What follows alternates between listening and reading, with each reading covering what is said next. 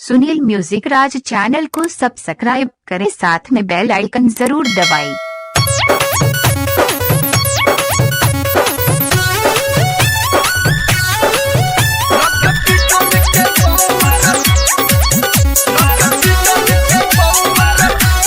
DJ Sunil राज,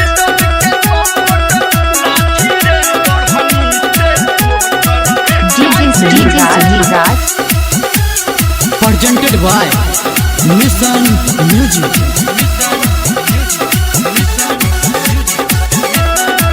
अरे जान सभी लह गलिए रे यारबा, सुतल रहै सब ओकर घर। डीजे सुनील राज,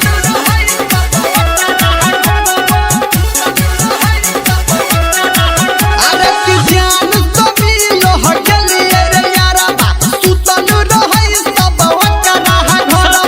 चरो हइले गलिए जाबू हम टाटी रे। डीजे सुनील राज रे सुन रे ठीक छै मिता सुना, अलग पिटल के बावकर लाठी रे, बढ़नी से ओकर काटी रे। लग पिटल के बावकर लाठी रे, बढ़नी से ओकर काटी रे। बड़ी मार मार अभी आप सुन रहे हैं धर्मेंद्र निर्मलिया को। डीजे सुनील राज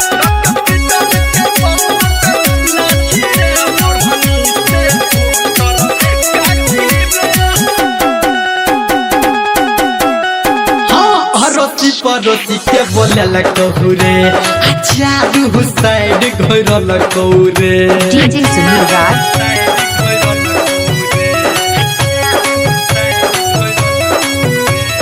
अड़ोसी पड़ोसी के बोले लगू रे, चारू साइड घर लगू रे। आलात मुँह के से मार के हमारा मुँह कान फूल लगू रे।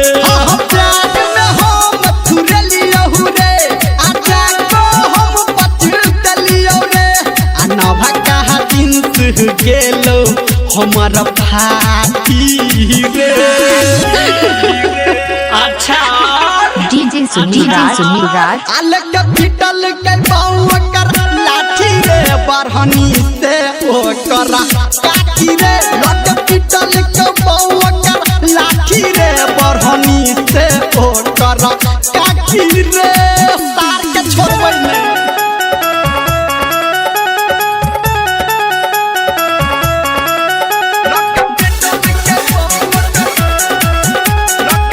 डीजे सुनील राज